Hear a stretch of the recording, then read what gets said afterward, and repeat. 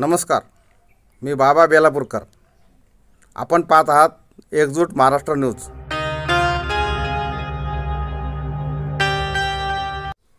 पाथर्डी तालुक्यातील कोरडगाव या गावाविषयी आज पाथर्डी वीज वितरण मुख्यालयात संबंधित अधिकारी यांनी तक्रार घेऊन आलेल्या ग्रामस्थांना उडीची उत्तरे दिली. त्यामुळे तक्रार घेऊन आलेल्या ग्रामस्थ व संबंधित अधिकारी यांच्यामध्ये गावाच्या विजेच्या प्रश्नाविषयी बाचाबाची झाली. कोरडगाव परिसरातील लाईट सुरळीत झाली नाही तर या प्रश्नावर तीव्र आंदोलन करण्यात येईल असा इशारा आलेल्या ग्रामस्थांनी दिला. यावेळी पत्रकार रमेश जोशी, सरपंच रवींद्र उर्फ भोरू शेठ म्हस्के, ग्रामपंचायत सदस्य त्र्यंबक देशमुख, सामाजिक कार्यकर्ते भगवान गायकवाड हेही हजर होते. आम्हाला जे चलचित्र हाती आले आहे ते आम्ही तुम्हाला पुढे दाखवत आहोत. आता नेमकी आम्हाला माणसं द्या, म्हणजे कसं आता कालपासून परदेश लोक आंध्र तिथं सांगायचं साहेब ते मोबाईल ठेवून द्या साहेब. ऐका ना, आमच्या सांग बोला तुम्ही दोन शब्द नाही का, ते मोबाईल ठेवून द्या. सांगळे साहेब नाही ना, मी हेड क्लर्क आहे खाली. हा ते पुढे सांगळे साहेब पुढे तिकडे पुढं जेवायला गेले. हा ते चालतं ना. नाही त्याला भूक लागली, दोन तिरगे मिरगे झाले गेले. असं काय ना राव, तुम्ही लोकांना गावचे गाव आहे, गावचे गाव इथं आणून बसवलं होत नाही तर चार्जेस घ्यायचा नाही तुम्ही. अहो त्याच्यापेक्षा घोरपडे साहेब भाषा काय बरं का, त्या सांगल्या साहेबांची भाषा काय, 5 दिवस तुम्हाला येऊ शकत नाही, काय करायचं करा. असं म्हणल्यावर कसं होईल नाही का.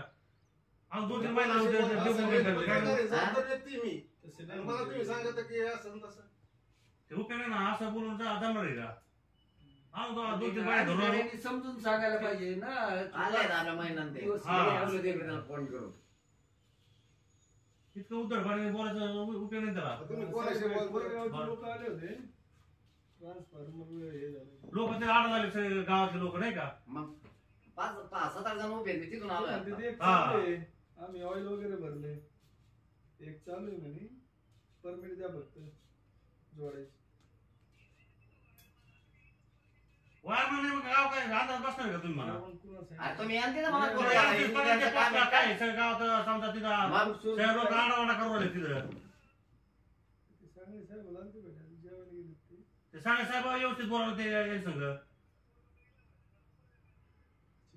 कोणाला कोण आहे मग काय म्हणले पोरे दिलाय म्हणजे तिथं दिला तुम्ही कुठे गेलाय मग तो नंबर देतो ते ट्रान्सफॉर्मर फेल झाले तुम्ही येऊन पाहिला का तुम्ही कोणी. 2 दिवसांनी रिपोर्ट देणार. वायरमन नाहीच ना तिथं. कुठे जाधव ते कोरड्यावरची काय परिस्थिती आहे, ट्रान्सफॉर्मरची काय गावठांच्या झालं म्हणले वायरमन ठेपायलाच नाही तिथं.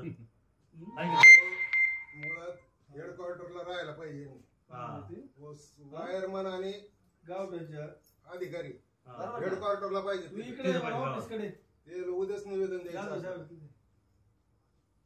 हे उंटारून शाळा राहायची. आजच नियुक्ती पत्र द्यायला पाठवलं होतं, तो आला आता येतो त्याची ऑर्डर आजच काढायला लावली. कोणाची जाधवची, दुसरा जाधव आहे जाधव त्याचा आवाज ठेवला बरं झाला.